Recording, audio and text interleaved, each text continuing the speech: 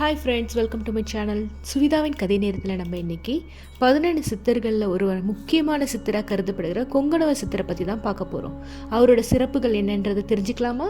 போகரின் சீடராக அறியப்படுற கொங்கணவர் இரும்பு கலம் செய்யும் ஆசாரிமார்களின் குடிவழியை சேர்ந்தவர். இவர் சக்தி வெளிப்பாட பிரதானமாக கொண்டவர். கொங்கணவரோட மனைவி பேராசை மிக்க பெண்மணி. தன் கணவன் கோடி கோடியாக சம்பாதிக்கணும்னு பொண்ணும் மணியும் தன் வீட்டில் கொளிக்கணும்னு அவங்க விரும்பினாங்க. அப்படி சம்பாதிக்க துப்பில்லாதவங்க ஆணாகி இருந்தாலும் பேடிகளே அப்படின்னு அவங்க நினச்சாங்க. அது கொங்கணவரை ரொம்ப பாதிச்சுது. அப்போது சித்த புருஷ ஒருவர் தங்க காசுகளை மாயத்தால் வரவழைக்கிறத கண்டு இவர் மயங்கினார்.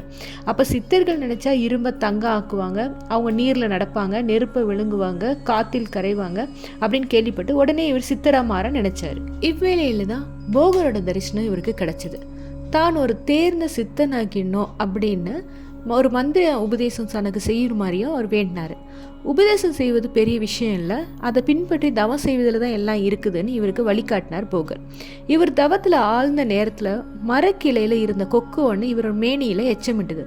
உடனே இவர் கோபத்தோடு அதை உத்து நோக்கினார். உடனே கொக்கு எரிந்து சாம்பலானது. உடனே தன்னோட தவம் உயர்ந்த நிலைக்கு வந்துடுச்சா அப்படின்னு அவர் நினச்சா அவரே பாராட்டிக்கிட்டார். உடனே அடுத்து ஒரு வீட்டில் சென்று பிச்சை கேட்டார். அங்கே உணவு வழங்க தாமதம் ஆனதுன்னா உடனே அந்த பெண்ணை நோக்கி கோவத்தோட பார்த்தார். உடனே அந்த பெண் கேட்டாங்க, கொக்கென்று நினைத்தாயோ கொங்கணவா அப்படின்னு கேட்க உடனே அதிர்ச்சி அடைஞ்சிட்டார். என் கணவருக்கான பணிவிடையில் இருந்தபோது உமது குரல் கேட்டது. எனது கடமையை முடிக்காம நான் எப்படி உமக்கு அன்னம் அளிக்க முடியும் அப்படின்னு அந்த பெண் கேள்வி கேட்க உடனே அவரது ஞான திருஷ்டியில கற்பின் திறமையை உணர்ந்து வியந்தார். தன்னுடைய சினத்தை எண்ணி வெட்கப்பட்டார். ஓமம் வளர்ப்பது, யாகம் புரிவது, தவம் செய்வது அனைத்தையும் விட மேலான ஒரு செயல் எதுனா தான் என்ற அகந்தையின்றி பணிவிட புரிவது தான், தனக்கென வாழாமல் இருப்பது தான் அப்படின்றத அவர் புரிஞ்சுக்கிட்டார். அந்த நொடியிலிருந்து கொங்கணவருக்கு தன் தவ செயலால் உருவான கர்வம் தூள் தூளா. ஒரு நாள் கொங்கணவர் திருமலிசை ஆழ்வாரிடம் சென்று செம்பை பொன்னாக்கு குளிகை ஒன்றனை பெருமினர் கொடுத்து இது காணி கோடியை போதிக்கும் என்றார். ஆழ்வாரை தன் உடம்புல இருக்க அழுக்க திருட்டி கொடுத்து ரசவத குளிகையை காண கோடி ஆக்கும்னு கொடுத்தார். ஆழ்வாரோட பெருமையை கண்ட கொங்கணவர் அவரோடு நட்புறவு கொண்டார். அதன் பிறகு இருமையும் செம்பையும் தங்கமாக்கும் ரசவதத்தில் கருத்தை செலுத்தாமல் தங்கத்தை வீசி எறிஞ்சாரு. பிச்சை எடுத்த உணவை மட்டுமே உண்டார். அதன் பிறகு கொங்கணவர் திருவேங்கடமலை சென்று தவம் செய்தார். அப்போது வளவேந்திரன்ற சிற்றரசனை கொங்கணவரை சந்திச்சு அவருக்கு சீடராக மாறினார். அம்மன்னனின் வேண்டுகோளுக்காக பல பாடல்களை எளிமையான முறையில் ஏற்றினார்.